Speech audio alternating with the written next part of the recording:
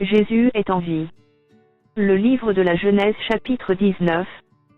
Les deux anges arrivèrent à Sodome sur le soir, et Lot était assis à la porte de Sodome. Quand Lot les vit, il se leva pour aller au-devant d'eux, et se prosterna la face contre terre. Puis il dit, Voici, mes seigneurs, entrez, je vous prie, dans la maison de votre serviteur, et passez la nuit, lavez-vous les pieds, vous vous lèverez de bon matin, et vous poursuivrez votre route. Non, répondirent-ils, nous passerons la nuit dans la rue. Mais Lot les pressa tellement qu'ils vinrent chez lui et entrèrent dans sa maison. Il leur donna un festin, et fit cuire des pains sans levain. Et ils mangèrent. Ils n'étaient pas encore couchés que les gens de la ville, les gens de Sodome, entourèrent la maison, depuis les enfants jusqu'aux vieillards, toute la population était accourue. Ils appelèrent Lot, et lui dirent, Où sont les hommes qui sont entrés chez toi cette nuit? Fais-les sortir vers nous, pour que nous les connaissions. Lot sortit vers l'entrée de la maison, et ferma à la porte derrière lui. Et il dit, Mes frères, je vous prie, ne faites pas le mal. Voici, j'ai deux filles qui n'ont point connu d'homme, je vous les amènerai dehors, et vous leur ferez ce qu'il vous plaira. Seulement, ne faites rien à ces hommes puisqu'ils sont venus à l'ombre de mon toit. Ils dirent, Retire-toi. Ils dirent encore, Celui-ci est venu comme étranger, et il veut faire le juge. Eh bien, nous te ferons pique à eux. Et, pressant Lot avec violence, ils s'avancèrent pour briser la porte. Les hommes étendirent la main, firent rentrer Lot vers eux dans la maison, et fermèrent la porte. Et ils frappèrent d'aveuglement les gens qui étaient à l'entrée de la maison, depuis le plus petit jusqu'au plus grand, de sorte qu'ils se donnèrent une peine inutile pour trouver la porte. Les hommes dirent à Lot, Qui as-tu encore ici? Gendre, fils et filles, et tout ce qui t'appartient dans la ville, fais-les sortir de ce lieu. Car nous allons détruire ce lieu, parce que le cri contre ses habitants est grand devant l'Éternel. L'Éternel nous a envoyés pour le détruire. Lot sortit, et parla à ses gendres qui avaient pris ses filles, Levez-vous, dit-il, sortez de ce lieu, car l'Éternel va détruire la ville. Mais, aux yeux de ses gendres, il parut plaisanter. Dès l'aube du jour, les anges insistèrent auprès de Lot, en disant, Lève-toi, prends ta femme et tes deux filles qui se trouvent ici, de peur que tu ne périsses dans la ruine de la ville. Et comme il tardait, les hommes le saisirent par la main, lui, sa femme et ses deux filles, car l'Éternel voulait l'épargner, ils l'emmenèrent, et le laissèrent hors de la ville.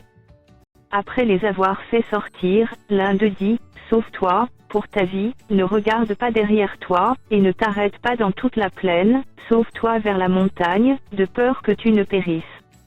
Lot leur dit, Oh, non, Seigneur.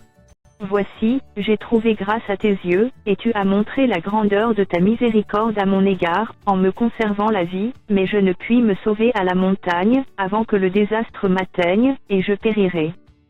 Voici, cette ville est assez proche pour que je m'y réfugie, et elle est petite. Oh, que je puisse m'y sauver. N'est-elle pas petite? Et que mon âme vive. Et il lui dit, Voici, je t'accorde encore cette grâce, et je ne détruirai pas la ville dont tu parles. Hâte-toi de t'y réfugier, car je ne puis rien faire jusqu'à ce que tu y sois arrivé. C'est pour cela que l'on a donné à cette ville le nom de Tsor. Le soleil se levait sur la terre, lorsque Lot entra dans Tsor. Alors l'Éternel fit pleuvoir du ciel sur Sodome et sur Gomorrhe du soufre et du feu, de par l'Éternel. Il détruisit ces villes, toute la plaine et tous les habitants des villes, et les plantes de la terre. La femme de Lot regarda en arrière, et elle devint une statue de sel. Abraham se leva de bon matin, pour aller au lieu où il s'était tenu en présence de l'Éternel. Il porta ses regards du côté de Sodome et de Gomorrhe, et sur tout le territoire de la plaine, et voici, il vit s'élever de la terre une fumée, comme la fumée d'une fournaise.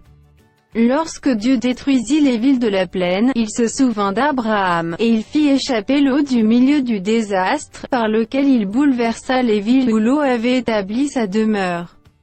Lot quitta Tsor pour la hauteur, et se fixa sur la montagne, avec ses deux filles, car il craignait de rester à Tsor.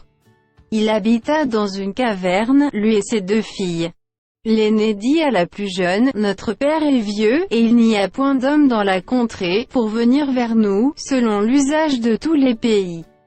Viens, faisons boire du vin à notre père, et couchons avec lui, afin que nous conservions la race de notre père. » Elles firent donc boire du vin à leur père cette nuit-là, et l'aînée alla coucher avec son père. Il ne s'aperçut ni quand elle se coucha, ni quand elle se leva. Le lendemain, l'aîné dit à la plus jeune, « Voici, j'ai couché la nuit dernière avec mon père, faisons-lui boire du vin encore cette nuit, et va coucher avec lui, afin que nous conservions la race de notre père. » Elles firent boire du vin à leur père encore cette nuit-là, et la cadette alla coucher avec lui. Il ne s'aperçut ni quand elle se coucha, ni quand elle se leva. Les 2 filles de l'eau devinrent enceintes de leur père.